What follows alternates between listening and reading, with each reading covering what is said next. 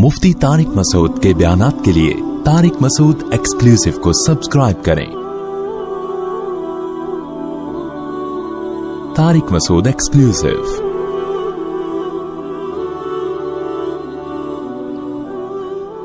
एतकाफ़ के हवाले से कुछ फ़ज़ाइल और मसाइल आपके सामने पेश करने हैं, क्योंकि बहुत से लोग एतकाफ़ में बैठ चुके हैं और बहुत से हो सकता है बैठने की तैयारी कर रहे हों। एतकाफ़ वो अमल है जो रसूलुल्लाह सल्लल्लाहु अलैहि वसल्लम ने पाबंदी से फरमाया। जब आप सल्लल्लाहु अलैहि वसल्लम का आखिरी वक्त था, उम्र का आखिरी हिस्सा था, तो उसमें आप सल्लल्लाहु अलैहि वसल्लम पाबंदी से एतकाफ़ फरमाया करते थे। दुनिया की हर कौम में एतकाफ़ की इबादत रही है। जो बुत परस्त लोग होते थे वो फ़नज़ल्लु लहा आकिफ़ीन, कुरान कहता है कि वो भी बुतों के सामने जो है वो अदब से और उस ख़ास किस्म की हैत बना के बैठ जाया करते थे। तो जब इस्लाम दुनिया में आया तो इस्लाम ने हमें बताया कि हमने अगर इबादत के लिए अपने आप को बाउंड करना है तो हम सिर्फ अल्लाह के लिए कर सकते हैं अपने आप को बाउंड, और वो भी मस्जिद के अंदर। तो नबी सल्लल्लाहु अलैहि वसल्लम ने मस्जिद में एतकाफ़ फरमाया। उस वक्त से लेकर आज तक उम्मत आप सल्लल्लाहु अलैहि वसल्लम के इस अमल को फॉलो कर रही है। इसकी फजीलत क्या है? रसूलुल्लाह सल्लल्लाहु अलैहि वसल्लम ने फरमाया, एक दिन का एतकाफ़, बशर्ते के इखलास के साथ हो, एक दिन का एतकाफ़ आपने फरमाया इंसान को जहन्नम की आग से ऐसे दूर कर देता है जैसे ज़मीन और आसमान का जैसे फासला है। तो इस इबादत का बुनियादी मकसद ये है कि इंसान पूरे साल दुनिया के कामों में मशगूल रहता है, वो साल में कुछ दिन अल्लाह के लिए निकाले। जैसे कोई शख्स हिजरत करता है, अल्लाह के लिए अपने घर बार को छोड़ता है, तो मोतकिफ भी एक नौइयत की हिजरत करता है। वो अपने बीवी बच्चों को, अपने अहल वयाल को, अपने रिश्तेदारों को छोड़ छाड़ के अल्लाह की घर में और मस्जिद में आके वो पड़ जाता है।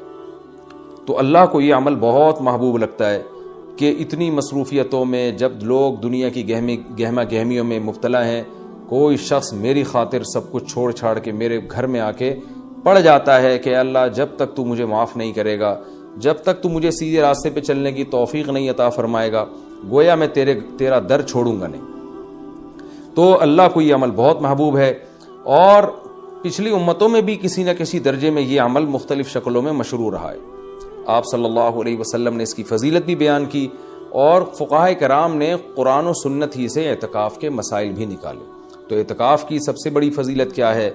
एक तो वो फजीलत कि जो हदीस में बयान की कि मशरिक और मगरिब में जो फासला और आसमान और ज़मीन में जो फासला है, इतना अल्लाह ताला जहन्नम की आग से इंसान को दूर कर देते हैं। दूसरी फजीलत एतकाफ़ की कि इसमें हम आप सल्लल्लाहु अलैहि वसल्लम की एक सुन्नत को फॉलो कर रहे होते हैं। जो काम नबी ने किया हम वो कर रहे होते हैं। और कुरान कहता है, लक़द कान लकुम फ़ी रसूलिल्लाहि उस्वतुन हसना, तुम्हारे लिए मोहम्मद सल्लल्लाहु अलैहि वसल्लम के अमल में उसवा हसना, एक अच्छा नमूना है। जैसे उन्होंने ज़िंदगी गुजारी तुम भी ऐसा करो।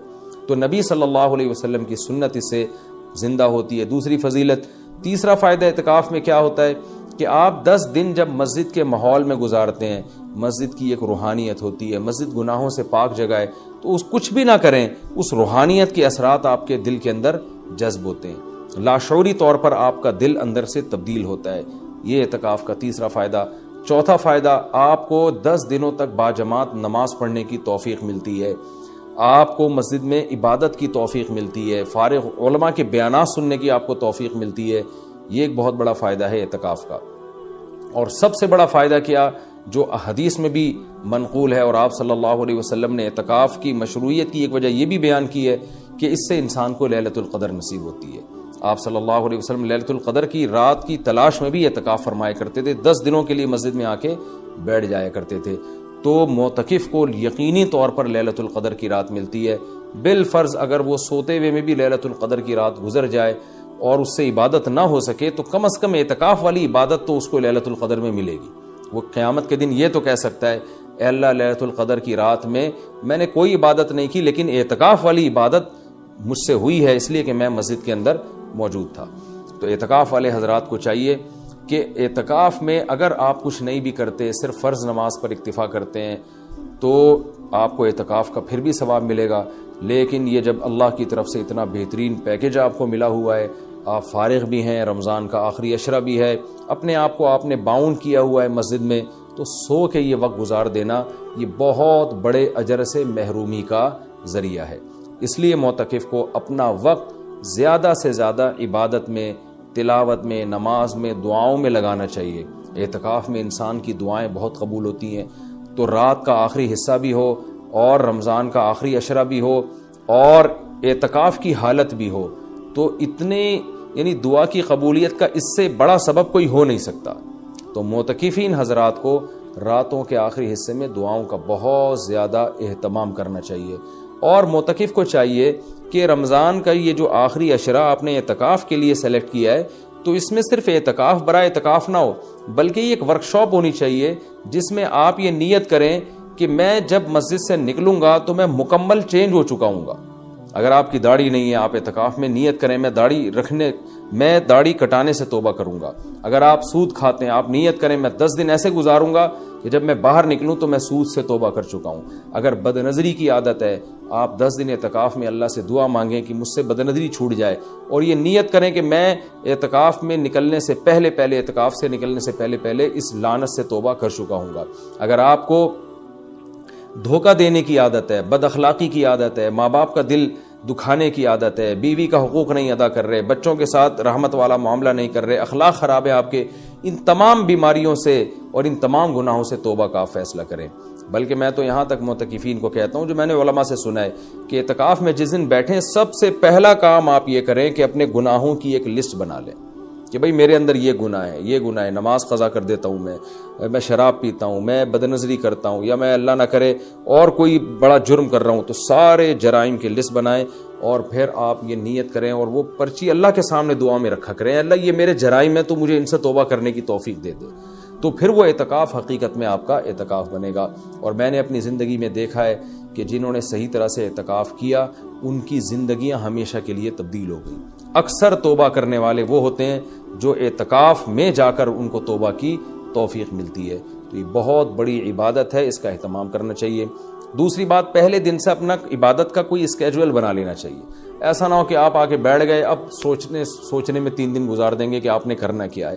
تو اپنا ایک اسکیجول بنائے کہ بھئی تہجد کتنی، تراویح کی تو پابندی کرنی ہے، تہجد کتنی پڑھنی ہے اور کتنے پارے اس میں پڑھنے ہیں، یا کتنی مقدار میں تلاوت اس میں کرنی ہے، تسبیحات کتنی کرنی ہے، کون سی کرنی ہے، دعا کس وقت مانگنی ہے، کتنی دیر مانگنی ہے، یہ پورا ایک اسکیجول پہلے سے ہونا چاہیے آپ کا۔ کھانے پینے کی ترتیب تو پہلے دن بن جاتی ہے کہ سحری کون لے کر آئے گا، افطاری کون لے کر آئے گا، اور رات کا کھانا کون لے کر آئے گا، اور چائے کب پینی اور کون کس وقت لے کر آئے گا، یہ تو ترتیبیں پوری بن جاتی ہیں۔ تو یہ تو آپ باہر بھی کر سکتے تھے یہ کام، اعتکاف تو عبادت کے لیے ہے، تو عبادت کی ترتیب بنانا یہ چائے اور کھانے پینے کی اور پکوڑے اور سموسوں کی ترتیب سے زیادہ ضروری ہے اعتکاف میں۔ تو شروع میں اس کا اسکیجول بنا لینا چاہیے۔ اس بارے میں کچھ مسائل بھی ہیں کہ اعتکاف کن چیزوں سے ٹوٹتا ہے۔ پہلی بات تو یہ کہ اگر آپ کا روزہ ٹوٹ گیا تو اعتکاف بھی خود بخود ٹوٹ جائے گا۔ اعتکاف جب بھی ٹوٹے گا تو قضا 1 دن کی ہوتی ہے اس کی۔ جیسے کسی کا اعتکاف ٹوٹ گیا تو وہ اگلے ہی دن مغرب سے پہلے قضا کی نیت کر لے، اور یہ نیت کرے کہ میں جو آج اعتکاف ٹوٹا ہے اس کی میں قضا کر رہا ہوں، کیونکہ وہ سنت اعتکاف تو اب اس کا ختم ہو جائے گا۔ وہ ایک قضا اعتکاف کرے اور پھر آگے نفلی اعتکاف کی نیت سے مزید دن اگر باقی ہیں تو مسجد میں بیٹھ جائے، تو وہ 24 گھنٹے روزے کے ساتھ قضا اعتکاف کی نیت کر لے گا، یعنی 24 گھنٹے اعتکاف ہوگا اور روزے کے ساتھ، روزہ جو صبح صادق سے غروب آفتاب تک ہوتا ہے۔ کن چیزوں سے اعتکاف ٹوٹتا ہے میں اس پہ تذکرہ کر رہا تھا۔ ایک، روزہ اگر ٹوٹ گیا تو اعتکاف بھی ٹوٹ جائے گا۔ دوسرا، بلا شرعی عذر اگر آپ مسجد سے باہر نکل گئے تو آپ کا اعتکاف ٹوٹ جائے گا۔ شرعی عذر کیا ہے؟ شرعی عذر ہے سب سے پہلے قضاء حاجت ہے۔ قضاء حاجت کے لیے آپ جا سکتے ہیں اور اس دوران چلتے چلتے باتیں بھی کر سکتے ہیں، رک کے آپ باتیں نہیں کر سکتے۔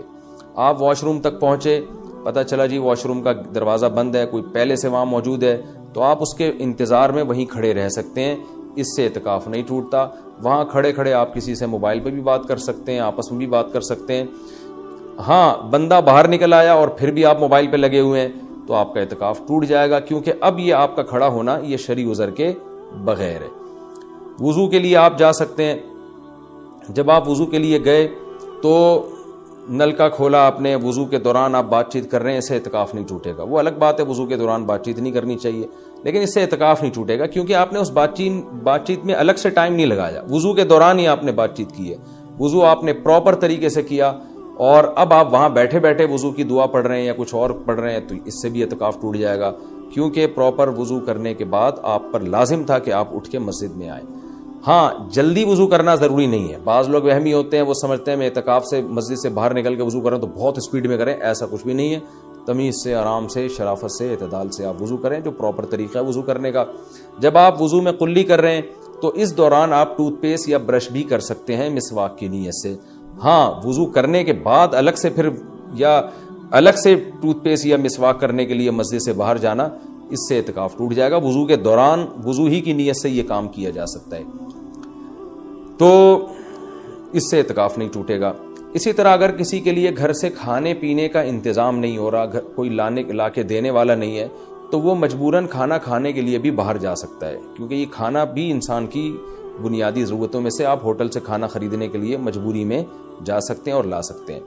غسل کے لیے, فرض غسل کے لیے تو اعتکاف سے باہر نکلنا بالکل جائز ہے. سنت غسل کے لیے جو راجح قول ہے, جو دلیل کے لحاظ سے قوی ہے, اس کے مطابق سنت غسل کے لیے آپ اعتکاف کے لیے گھر مسجد سے باہر نہیں جا سکتے, چاہے وہ جمعے کا دن ہو یا کوئی بھی دن ہو. راجح قول بہرحال جمہور کا قول یہی ہے, اگرچہ کچھ علماء دوسرے قول کے بھی قائل ہیں, لیکن جو راجح قول ہے, جو جمہور کا قول ہے, جس پہ فتویٰ اب تک دیا جاتا رہا ہے, وہ یہی ہے کہ آپ غسل نہیں کر سکتے. ہاں یہ ضرور ہے کہ اگر آپ واش روم میں گئے اور وہاں کوئی غسل کا بھی انتظام ہے, جیسے اٹیچ باتھ روم ہوتے ہیں, تو جتنی دیر میں وضو کرنے میں ٹائم لگتا ہے اتنی دیر میں آپ اگر غسل کر لیتے ہیں تو آپ کا اعتکاف نہیں ٹوٹے گا. اور ظاہر ہے یہ جب ہی ہوگا جب بغیر صابن کے آپ غسل کریں, جلدی جلدی کپڑے اتار کے بس پانی بہائیں, جتنی دیر میں وضو کرتے ہیں اتنی دیر میں, تو وضو ہی کی نیت سے آپ غسل بھی کر لیں تو پھر اعتکاف نہیں ٹوٹے گا. لیکن اگر آپ نے ٹائم لگا لیا تو ٹوٹ جائے گا.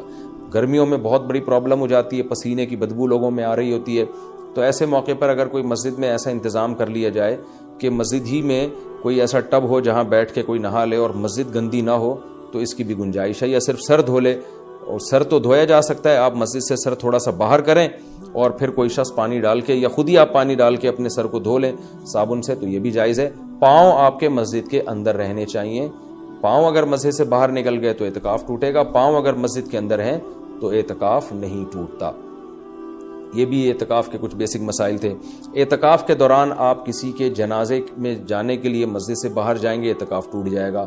کسی کی عیادت کے لیے مسجد سے باہر نکلیں گے, اعتکاف ٹوٹ جائے گا. لوگ کر رہے ہوتے ہیں یہ کام, جی وہ اللہ معاف فرمائے نانی کا انتقال ہو گیا, چاچا کا انتقال ہو گیا, تو ہم جا رہے ہیں. تو بھائی نہیں جا سکتے آپ. جس کا بھی انتقال ہو گیا اس کے لیے یہیں بیٹھ کے آپ دعائیں مغفرت کریں, اور ان کا جنازہ اگر وہیں آ جاتا ہے تو مسجد کے اندر بعض جگہوں پہ صفیں بنتی ہیں, جنازہ باہر رکھا جاتا ہے تو ٹھیک ہے, مسجد سے باہر آپ نہیں جا سکتے.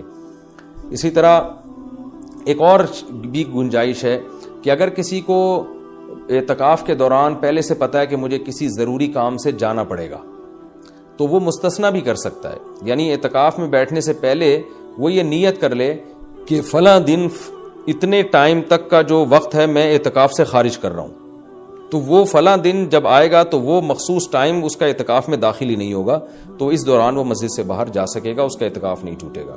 یا وہ یہ کہہ لے کہ جیسے کسی نے پیپر دینا ہے تو وہ یہ نیت کر رہے کہ بھائی میں اعتکاف میں تو بیٹھ رہا ہوں, لیکن میرا ایم اے اسلامیات کا یا میرا اکنامکس کا پیپر ہے, تو میں جب پیپر کا ٹائم ہوگا تو میں جاؤں گا پیپر دینے کے لیے, اور پیپر دے کے فوراً واپس آ جاؤں گا. تو پہلے سے جو نیت کر لے گا تو اس میں وہ ٹائم اعتکاف میں داخل ہی نہیں ہوگا, اور اس عمل کی وجہ سے اس کا اعتکاف ٹوٹے گا نہیں.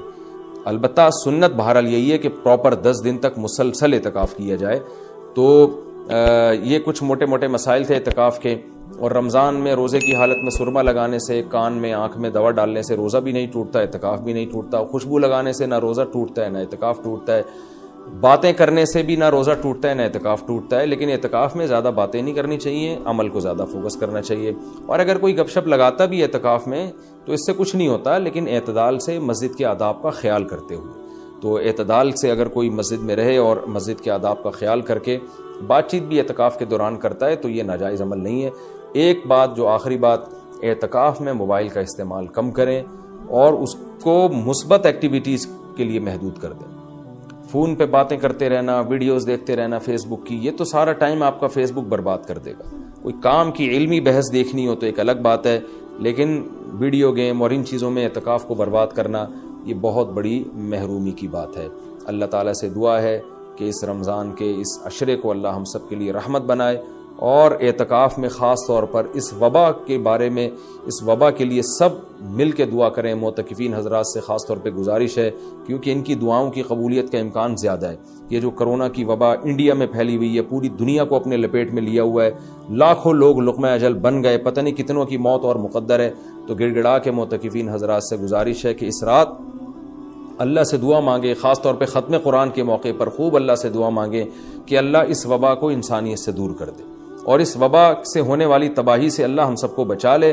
ہم کمزور ہیں اور ہمارے ایمان بھی کمزور، ہمارے جسم بھی کمزور، تو ہم صبر والی زندگی نہیں مانگتے کہ آزمائشیں آئیں اور صبر کریں، بلکہ ہم اللہ سے شکر والی زندگی مانگتے ہیں۔ اللہ تو ہمیں نعمتیں دے اور شکر کی توفیق دے۔ ہاں اگر کوئی مصیبت مقدر میں ہے ہی تو اللہ ہمیں صبر کی توفیق دے، لیکن اللہ ہم سے مصیبتوں کو دور کر لے۔ تو اس وبا کے لیے خاص طور پر دعا مانگنی چاہیے سب کو مل کے کہ انڈیا میں جو حالات ہیں، اللہ ان حالات سے انڈیا کے مسلمانوں کو اور وہاں کے دوسرے انسانوں کو، جو بھی لوگ وہاں بستے ہیں، سب لوگوں کو اللہ محفوظ رکھے اور پوری دنیا کو اس وبا سے اللہ تعالیٰ بچائے۔ شاید اللہ معتکفین کی دعا کی برکت سے اس آئے ہوئے عذاب کو انسانیت سے ٹال دے۔ اللہ تعالیٰ ہم سب کو سمجھنے کی، عمل کرنے کی توفیق عطا فرمائے۔